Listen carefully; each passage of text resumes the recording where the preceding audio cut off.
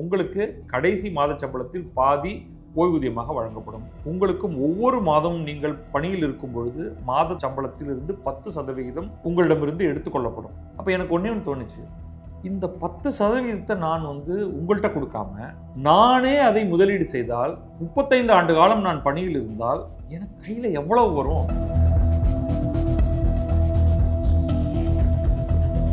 ஒரு காம்பவுண்டட் இன்ட்ரெஸ்ட்ல 8% இன்ட்ரெஸ்ட்ல இது சேர்ந்து கொண்டே போனால் அந்த 35 ஆண்டுகள் இறுதியில் என் கையில் எவ்வளோ நிற்கும் அப்படின்னு பார்த்தா அது ஒரு 1.3 கோடி மேலே வந்துச்சு. அப்போ இந்த 1.3 கோடியை நான் அப்படியே ரிட்டையர் ஆகும்பொழுது அதை வங்கியில் போட்டு எனக்கு திருப்பி 8% வருது.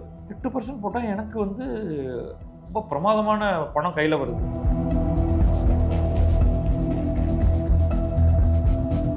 இந்த மெத்தட் படி நான் போனேன்னா 88,000 ரூபாய் எனக்கு 35வது ஆண்டுல மாத சம்பளமா வருது. ஆனா சேர்த்த பணத்தை எல்லாத்தையும் நான் தூக்கி 8% இன்ட்ரெஸ்ட்ல போட்டு வச்சேன்னா அந்த பிரின்சிபலும் அப்படியே இருக்கும். எனக்கு மாசத்துக்கு 90,000 ரூபாய் தருவாங்க. நீங்க என்னடானா நான் 44,000 ரூபாய் தரேன், என் கையவுட்டெல்லாம் நான் பணம் போகுது அப்படின்லாம் சொல்றீங்க அரசு. அப்ப எனக்கு எதுங்க இந்த நியூ பென்ஷன் ஸ்கீம்?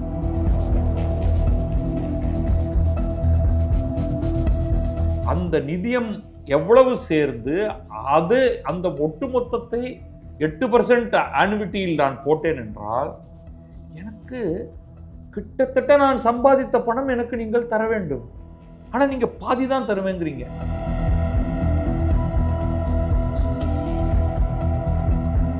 உண்மையிலேயே நீங்கள் உங்கள் கையை விட்டு பணம் கொடுக்க போகிறீர்களா, இல்லை இந்த அரசு பணியாளர்களிடமிருந்து பணத்தை நீங்கள் எடுத்துக்கொள்ள போகிறீர்களா? அரசு ஊழியர்கள், ஜாக்டோ ஜியோ மெம்பர்கள் அவங்களே இதை கால்குலேட் பண்ணிக்கிட்டோம்.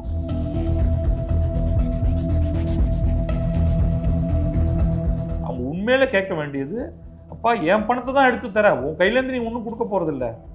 நீங்க மத்திய அரசுடைய அந்த புதிய ஓய்வூதிய திட்டத்தில் ஈச் மந்த் ஒரு கான்ட்ரிபியூஷன் ஃப்ரம் கவர்மெண்ட் கூட வருது. இப்ப நீங்க அது கூட இங்க இல்லை.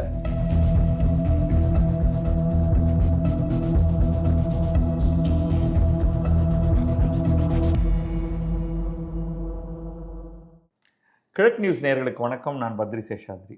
இன்றைக்கு ஒரு சிறப்பு பிராட்காஸ்ட். இது புதிய தமிழ்நாடு உறுதியளிக்கப்பட்ட ஓய்வூதிய திட்டம்.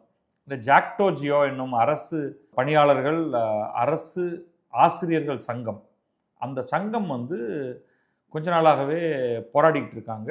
பழைய ஓய்வூதிய திட்டத்தை மீண்டும் கொண்டு வர வேண்டும் உள்ளிட்ட பல அம்ச கோரிக்கைகளை வைத்துக்கொண்டு அவர்கள் போராடி கொண்டிருக்கிறார்கள். அந்த போராட்டத்தில் அவர்கள் கடைசியாக ஒரு கெடு விதித்திருந்தார்கள். ஜனவரி 6 முதல் எங்களுக்கு பழைய ஓய்வூதிய திட்டத்தை நீங்கள் மீண்டும் கொண்டு வரவில்லை என்றால் ஜனவரி 6 முதல் கால வரையறையற்ற வேலை நிறுத்தம் ஒன்றை நாங்கள் நடத்தப் போகிறோம் அப்படின்னு அவங்க சொல்லியிருந்தாங்க. அப்போ என்ன நடக்கும் அப்படின்னு நம்ம பார்த்துக்கிட்டு இருக்கும் பொழுது இன்றைக்கு ஒரு அறிவிப்பு ஒன்று வந்திருக்கிறது. இந்த அறிவிப்பு தமிழ்நாடு அரசிடமிருந்து வந்திருக்கிறது. முதல்வர் தமிழ்நாடு அரசு அலுவலர்கள் இது செய்தி வெளியிடுது. தமிழ்நாடு அரசு அலுவலர்கள் மற்றும் ஆசிரியர்களின் 20 ஆண்டு கால கோரிக்கையினை நிறைவேற்றும் வகையில் பழைய ஓய்வூதிய திட்டத்தின் பலன்களை வழங்கக்கூடிய புதிய திட்டமான தமிழ்நாடு உறுதியளிக்கப்பட்ட ஓய்வூதிய திட்டத்தை செயல்படுத்திட மாண்புமிகு தமிழ்நாடு முதலமைச்சர் திரு மு.க. ஸ்டாலின் அவர்கள் ஆணை அப்படின்னு சொல்லிட்டு இது ஒரு 2, 4, 6, 8 பக்கம் ஒரு விரிவான அறிக்கை இருக்கு. அதுல ஒரு 6 பக்கம் வாழ்த்து செய்தியா இருக்கு. அதனால அதை விட்டுருவோம். கிரக்ஸ் ஆஃப் த மேட்டர் என்ன அப்படிங்கிறதுக்கு வருவோம். இந்த தமிழ்நாடு உறுதியளிக்கப்பட்ட ஓய்வூதிய திட்டம் அதோடைய கீ பாயிண்ட்ஸ் மட்டும் வச்சுப்போம். இதே ஒரு சம்மரைஸ்டாகவும் பத்திரிகை செய்திகள், டிவி செய்தியெல்லாம் வர ஆரம்பிச்சிருச்சு. ஸோ எஃபெக்டிவ்லி அவங்க என்ன சொன்னாங்கன்னா, மாநில அரசு அலுவலர்கள் அவர்களுடைய கடைசி மாத ஊதியத்தில் 50% உறுதியளிக்கப்பட்ட ஓய்வூதியமாக வழங்கப்படும். இதுல இந்த நியூ பென்ஷன் ஸ்கீம் என்ன சொல்லுச்சு அப்படின்னா, நீங்க மாதம் நீங்க ஒரு கான்ட்ரிபியூஷன் கொடுப்பீங்க. அது ஃபிக்ஸ்டு கான்ட்ரிபியூஷன் ஸ்கீம். உங்களுக்கு இவ்வளவுதான் கையில வரும்னு நாங்க சொல்ல மாட்டோம். நீங்க உங்களிடமிருந்து மாதம் இவ்வளவு பிடித்தங்களை செய்வோம். அந்த பிடித்தத்துடன் அரசு ஒரு அமௌண்ட்டை போடும். அது பங்குச்சந்தை மூலமாக பல்வேறு இடங்களில் அது முதலீடு செய்யப்படும். அந்த முதலீட்டிலிருந்து உங்களுக்கு அந்த முதலீட்டு நிதியம் ஒரு குவியமாக வந்திருக்கும். அதை உங்களுக்கு கொடுப்போம். அதை நீங்க ஆனுவிட்டின்னு சொல்லுவாங்க. அதில் ஒரு குறிப்பிட்ட சதவீதம் பணத்தை நீங்கள் எடுத்துக்கலாம். மீதியை உங்களுக்கு அதை ஒரு ஆனுவிட்டி மாதிரி போட்டு அதிலிருந்து உங்களுக்கு ஒவ்வொரு மாதமும் ஒரு தொகை கிடைக்கும் அப்படிங்கிறது தான் புதிய ஓய்வூதிய திட்டமாக இருந்தது. பழைய ஓய்வூதிய திட்டம் என்ன சொன்னுச்சு அப்படின்னா, இந்த மாதிரி எந்த பிடித்தம் எதுவும் கிடையாது. நீங்கள் அந்த எப்பொழுது நீங்கள் ஓய்வு பெறுகிறீர்களோ அதற்கு அடுத்த மாதத்திலிருந்து உங்களுக்கு ஓய்வூதியம் என்பது அரசு தன்னுடைய பாக்கெட்ல இருந்து கொடுக்கும். இப்ப இந்த 3வது திட்டம் இப்ப நம்ம பேசுறது இது என்னன்னா, தமிழ்நாடு உறுதியளிக்கப்பட்ட ஓய்வூதிய திட்டம். அது என்ன சொல்றாங்கன்னா, உங்களுக்கு என்ன கிடைக்கும்? உங்களுடைய கடைசி மாத சம்பளத்தில் பாதி உங்களுக்கு ஓய்வூதியமாக வழங்கப்படும். ஓவரால் தொடர்ச்சியாக நீங்கள் உயிருடன் இருக்கும் வரை. அதுல 6 மாதங்களுக்கு ஒரு முறை டியர்னஸ் அலவன்ஸ், அகவிலைப்படி விலையேற்றத்துக்கு தகுந்தாற் போல டியர்னஸ் அலவன்ஸ் உங்களுக்கு கொடுக்கப்படும். இது 6 மாதத்துக்கு ஒரு தடவை, அது ஒரு ஸ்மால் பர்சன்டேஜாக இருக்கும். உங்களுடைய காலத்துக்கு பிறகு நீங்கள் ஓய்வூதியம் வாங்கி கொண்டிருக்கிறீர்கள். உங்களுடைய காலத்துக்கு பிறகு நீங்கள் யாரை குறிப்பிடுகிறீர்களோ, ஏற்கனவே பரிந்துரைத்த குடும்ப உறுப்பினர்களுக்கு உங்களுக்கு கிடைத்த ஓய்வூதியத்திலிருந்து 60%, 60% குடும்ப ஓய்வூதியமாக வழங்கப்படும். அதோடு அது முடிஞ்சு போயிடும். அதுக்கு பிறகு அது தொடராது. அப்போ என்ன இதில் மாற்றம் அப்படின்னா, இந்த ஓய்வூதியம் உங்களுக்கு வேணும் அப்படின்னா பணியாளர்களின் 10% பங்களிப்போடு. அப்போ உங்களுடைய சேலரி, உங்களுடைய மாத சம்பளத்திலிருந்து 10% பிடித்தம் செய்யப்படும். அந்த பணமெல்லாம் அரசு கையில் வைத்துக் கொள்ளும். அந்த பணத்தை அவர்கள் எப்படி வேண்டுமானாலும் அவர்கள் அதை மேனேஜ் பண்ணிப்பாங்க. அவன் என்னன்னா, தங்களுடைய மாச செலவுகளுக்கு அதை பயன்படுத்துவாங்கன்னு நான் நினைக்கல. அதை ஓய்வூதிய நிதியம் இதுக்குன்னு தனியாக ஒரு ஃபண்டு கிரியேட் பண்ணிடுவாங்க.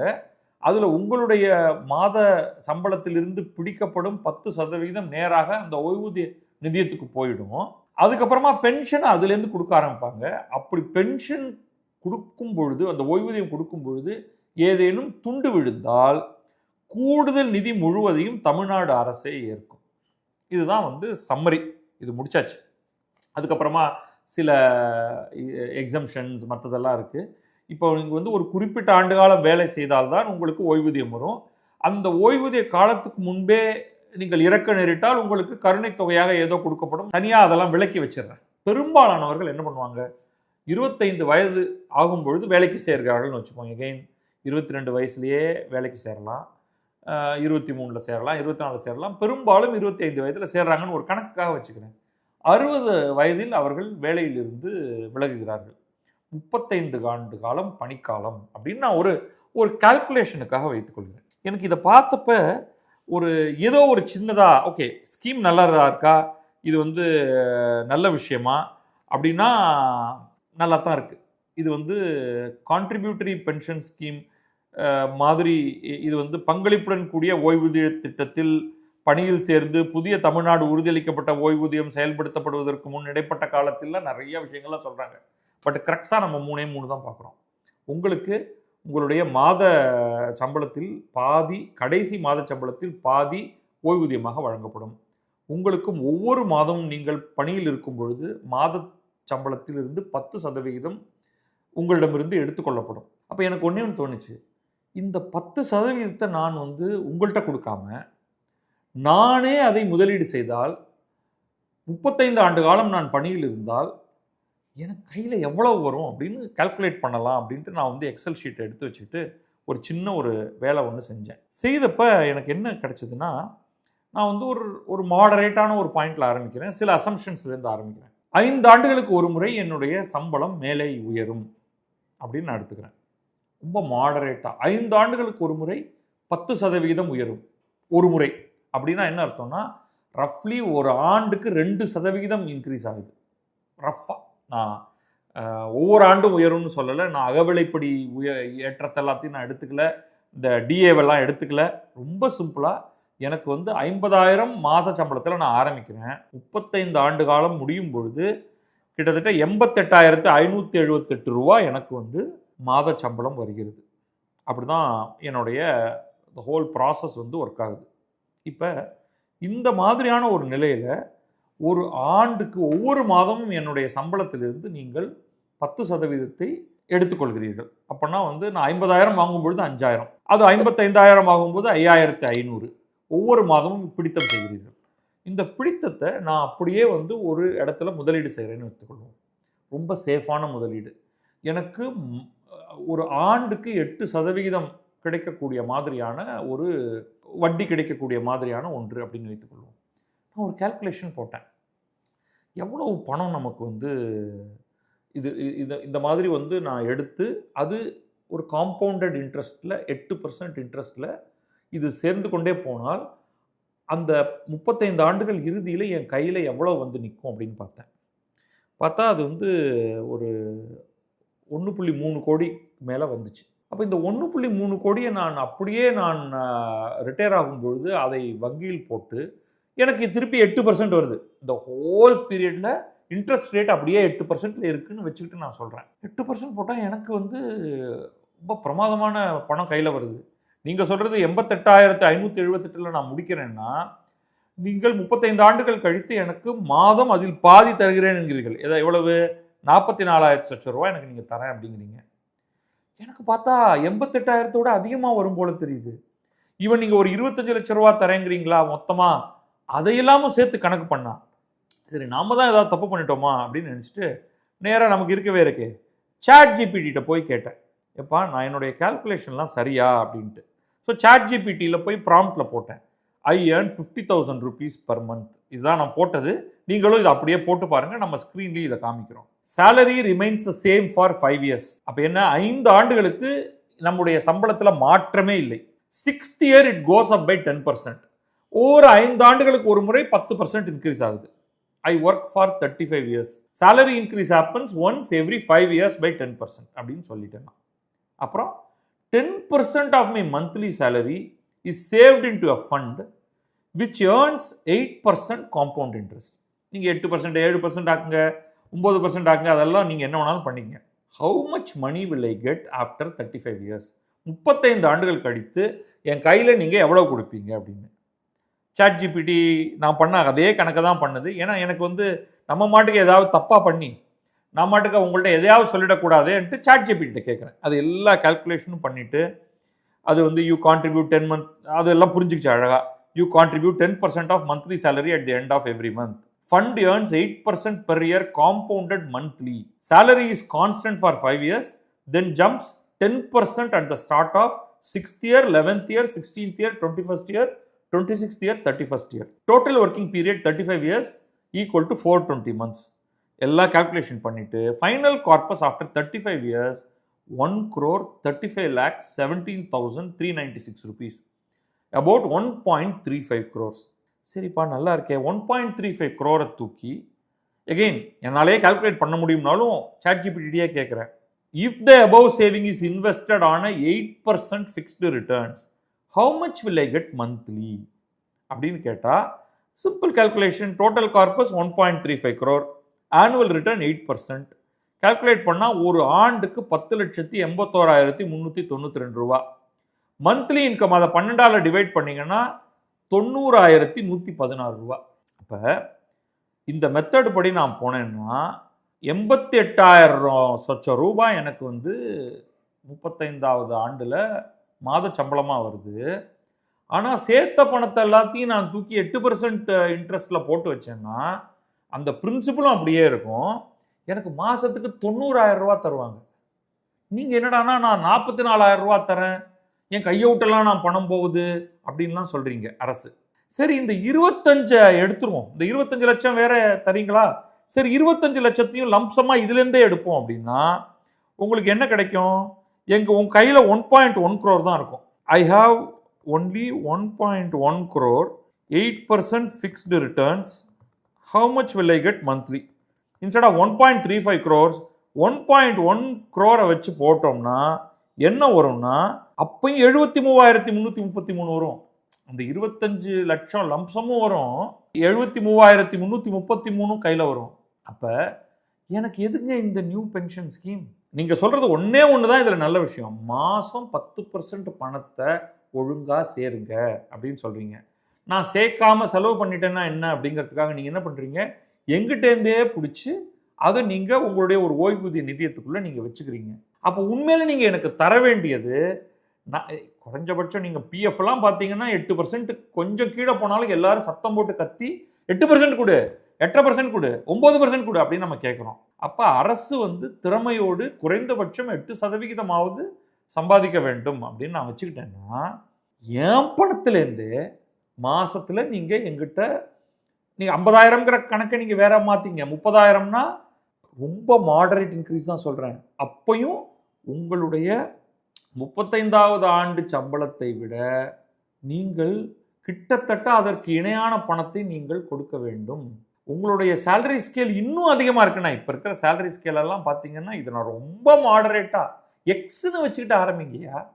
5 வருடத்துக்கு ஒரு முறை 10% அதிகரிக்கிறது என்று வைத்துக் கொண்டால் உங்களுக்கு அந்த உங்களுடைய பணத்தை எடுத்து ஆண்டுக்கு 8% வட்டி, ஃபிக்ஸ்டு வட்டி விகிதத்தில் அந்த நிதியம் எவ்வளவு சேர்ந்து அது அந்த ஒட்டுமொத்தத்தை 8% ஆனுவிட்டியில் நான் போட்டேன் என்றால் எனக்கு கிட்டத்தட்ட நான் சம்பாதித்த பணம் எனக்கு நீங்கள் தர வேண்டும்.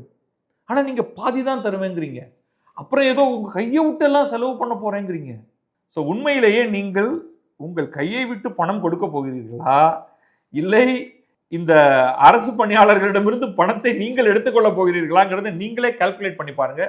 இது நான் வந்து என்ன கால்குலேஷன் போட்டேங்கிறத நான் காமிச்சிடுறேன். அரசு ஊழியர்கள், ஜாக்டோ ஜியோ மெம்பர்கள் அவங்களே இதை கால்குலேட் பண்ணிக்கிட்டோம். ஸோ நான் இப்போவும் சொல்லுவேன், இது நீங்கள் 10% தான் நீங்கள் பிடித்தம் செய்ய போகிறீர்கள் என்றால் பெரும்பாலானவர்களுக்கு புதிய ஓய்வூதிய திட்டம் என்பதே மிகச்சிறந்த பயனுள்ளதாக இருக்கும். தமிழ்நாடு உறுதியளிக்கப்பட்ட ஓய்வூதியம் என்பதிலிருந்து உங்களுக்கு கிடைக்கப் போவது குறைவுதான் என்கிறது என்னுடைய ஃபர்ஸ்ட் கட் கால்குலேஷனில் தெரிய வருது. யார் வேண்டுமானாலும் இந்த கால்குலேஷனை சரி செய்து பார்த்து நீங்களே ஒரு தடவை எல்லாத்தையும் போட்டு நமக்கு கிடைச்சிருக்கிற தகவல்லேருந்து நம்ம தான் பார்க்க முடியுது. எங்கிட்ட நீ 10% மாதம் எடுத்துக்கும் பொழுது நீங்கள் எனக்கு திருப்பி தர வேண்டியது 35 ஆண்டுகளுக்கு பிறகு நிறைய தர வேண்டும். அவ்வளவு நீங்கள் தரப்போவதில்லை என்பது போல இது எனக்கு தோன்றுகிறது. நான் பண்ணதில் ஏதாவது தப்பு இருக்குன்னா நீங்களே வந்து இதுக்கு கீழே அந்த கால்குலேஷனை போட்டு பாருங்க. நீங்களே இந்த நம்பரெல்லாம் மாற்றி மாற்றி போட்டு பாருங்க. ஜாக்டோ ஜியோ இதை வரவேற்றிருப்பதாக ஏதோ செய்திகள்லாம் தெரிவிக்குது. அவங்க உண்மையில கேட்க வேண்டியது, அப்பா என் பணத்தை தான் எடுத்து தர, உன் கையிலேருந்து நீ ஒன்றும் கொடுக்க போகிறதில்ல. நீங்கள் வந்து மத்திய அரசுடைய அந்த புதிய ஓய்வூதிய திட்டத்தில் வந்து ஈச் மந்த் ஒரு கான்ட்ரிபியூஷன் ஃப்ரம் கவர்மெண்ட் கூட வருது. இப்போ நீங்கள் அது கூட இங்கே இல்லை. ஸோ இது என்ன கால்குலேஷன் நீங்கள் பண்ணியிருக்கீங்க அப்படின்னு ஜாக்டோ ஜியோ ஒரு முறை அரசுகிட்ட உட்கார்ந்து அவர்களுக்கு கொஞ்சம் கணிதம் தெரிந்தவர்களோட உட்கார்ந்து அதை கொஞ்சம் எக்ஸல்லையோ ஜிபிடிலையோ சாட் ஜிபிடிலையோ போட்டு பார்த்துட்டு இதை பற்றி பேசினால் நன்றாக இருக்கும்.